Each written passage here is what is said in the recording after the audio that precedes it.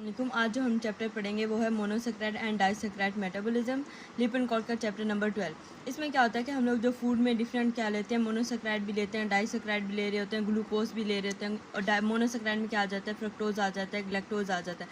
इनका आगे मेटाबॉलिज्म किस तरह से होगा, जैसे हमने ग्लूकोज का बढ़ाया था, ग्लाइकोलाइसिस से हम क्या करते हैं, पायरुवेट प्रोड्यूस करते थे। ठीक है, पायरुवेट आगे हमारे पास कहाँ जाता है, TCA साइकिल में चला जाता था।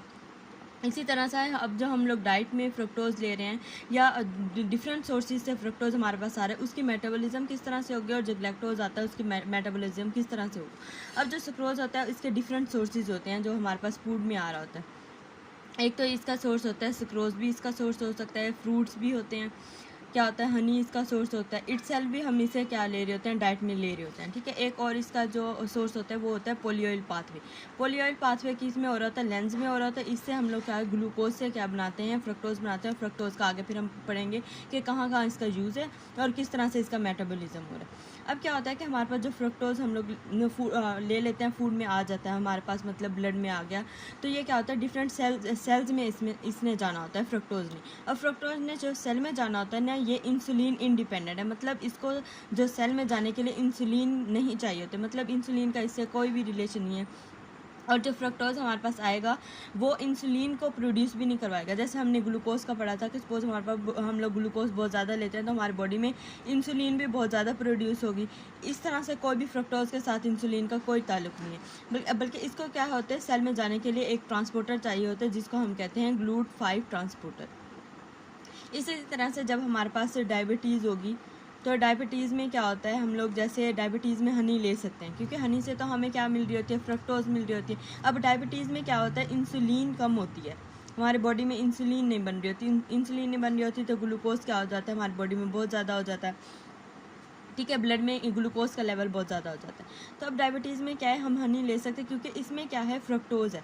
फ्रक्टोज का तो कोई इंसुलिन से नहीं है हमारे पास लिंक, ना इसको इंसुलिन ना इसके मतलब होने से बढ़ रही है, ना कम हो रही है, प्रोड्यूस नहीं हो रही, और ना ही फ्रक्टोज को सेल में ट्रांसपोर्ट होने के लिए इंसुलिन चाहिए। इसलिए क्या है कि अगर हम हनी लेते हैं, डायबिटिक पेशेंट लेते हैं हनी, तो इससे क्या मिलता है, हमें सिर्फ फ्रक्टोज मिलता है, और फ्रक्टोज आगे क्या हो जाएगा, सेल में जाके मेटाबोलाइज हो जाएगा।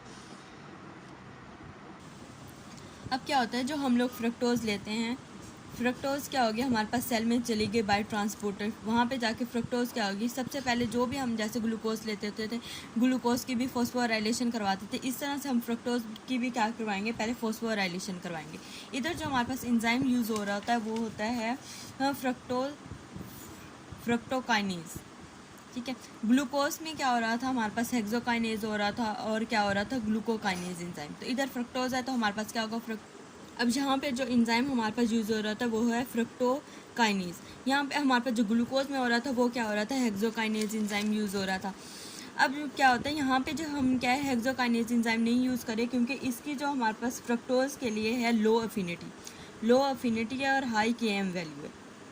हाई KM वैल्यू मतलब अगर हमारी बॉडी में फ्रक्टोज का लेवल ज़्यादा हो जाता है तो क्या हो जाएगा, ये एंजाइम सैचुरेट हो जाएगा। ये एंजाइम सैचुरेट होगा, ये क्या करेगा, फ्रक्टोज के मेटाबॉलिज्म को कम कर देगा, और ये क्या है, ग्लूकोज की फॉस्फोराइलेशन में चला जाएगा। तो इसलिए क्या होता है कि इसका एक स्पेसिफिक एंजाइम यूज़ होता है जिसको हम फ्रक्टोकाइनेज एंजाइम कहते हैं। फ्रक्टोकाइनेज एंजाइम प्रेजेंट कहाँ पे होता है, एक लीवर में प्रेजेंट होता है, किडनी में होता है, और स्मॉल इंटेस्टाइन में प्रेजेंट होता है। ठीक है, अब ये क्या कराएगा, फ्रक्टोकाइनेज एंजाइम जो है ये फ्रक्टोज की फॉस्फोराइलेशन करवाएगा बाय ADP में चेंज हो जाएगा, और क्या आ जाएगा हमारे पास, फ्रक्टोज 1 फॉस्फेट बन जाएगा।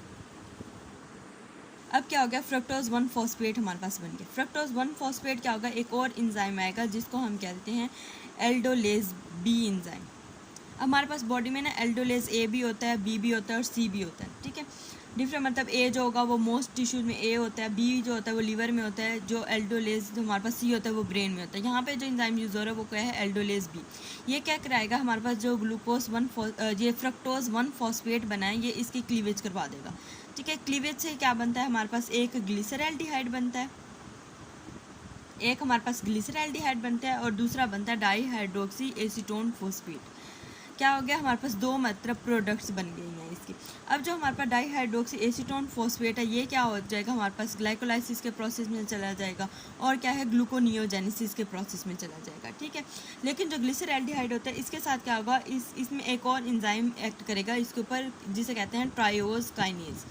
ट्रायोज काइनेज क्या करवाएगा, यहाँ पे भी एटीपी यूज़ होगी। एटीपी यूज़ हो रही है तो मतलब हमारे पास अब जो ग्लिसरैल्डिहाइड है इसकी भी फॉस्फोराइलेशन होगी।